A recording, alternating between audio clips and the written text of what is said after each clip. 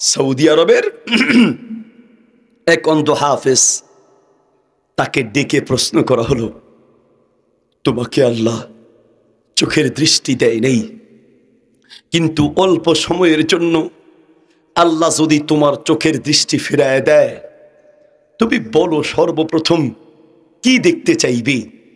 ওই অন্ধ হাফেজ বলছি, আল্লাহ আমাকে চোখ দেয় নেই, না দেখে আল্লাহর এই পুরো কোরআনটা মুখস্থ করেছি।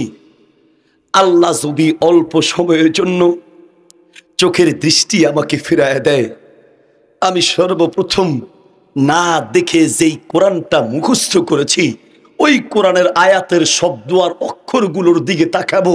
আল্লাহর কোরআনের আয়াতের অক্ষরগুলো দেখতে যে কত সুন্দর, আগে সেই দিকে তাকাবো। আল্লাহু আকবার। তোমার মতো চোখওয়ালার জন্য তো আফসোস লাগে, তোমার মতো চোখওয়ালার জন্য দুঃখ লাগে, তোমার মতো চোখওয়ালার জন্য বড় হতবাক হয়ে যাই। তুমি দুনিয়ার সব দেখতে পারো, কিন্তু আল্লাহর কোরআনটা দেখতে পারো না। তোমার এই চোখ কিন্তু থাকবে না। বন্ধু, কথাগুলো শোনো, একদম মায়া করে বলছি, একদম মায়া করে। গলার শক্তি নেই, কিন্তু হৃদয়ের শক্তি দিয়ে বলছি। কণ্ঠের শক্তি নেই, ভালোবাসার শক্তি দিয়ে তোমাকে বলছি। বিশ্বাস করো, একদম মায়া করে বলছি, তোমার এই চোখ কিন্তু আল্লাহ রাখবে না। সূরা তাহা বাড়িতে যেও, পারলে একটা অনুবাদ করা কোরআনটা নিও, কোরআনের দিকে তাকায়া মনে রাখবে প্রত্যেকটা কথা তোমাকে যিনি বলছেন তিনি তোমাকে সৃষ্টি করেছেন। সুবহানাল্লাহ বলো।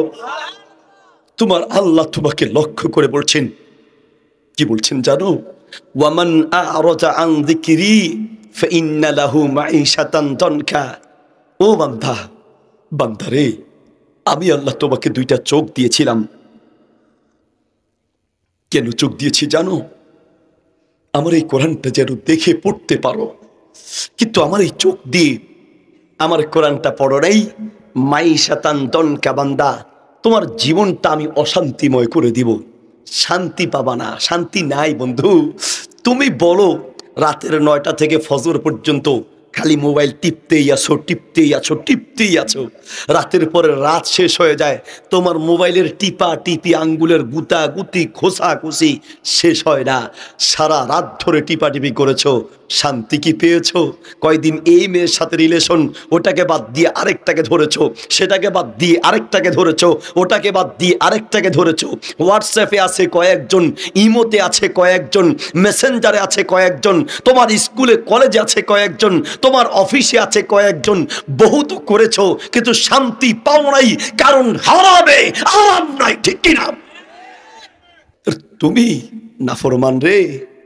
ও যুবক, আমিও তো তোমার ভাই হিসেবে বলছি, বিশ্বাস করো, আমি যদি পারতাম তোমাকে আমার কাছে ডেকে বুকের সঙ্গে জড়িয়ে ধরে বলতাম, ভাই তুমি এত নাফরমান কি করে হলা?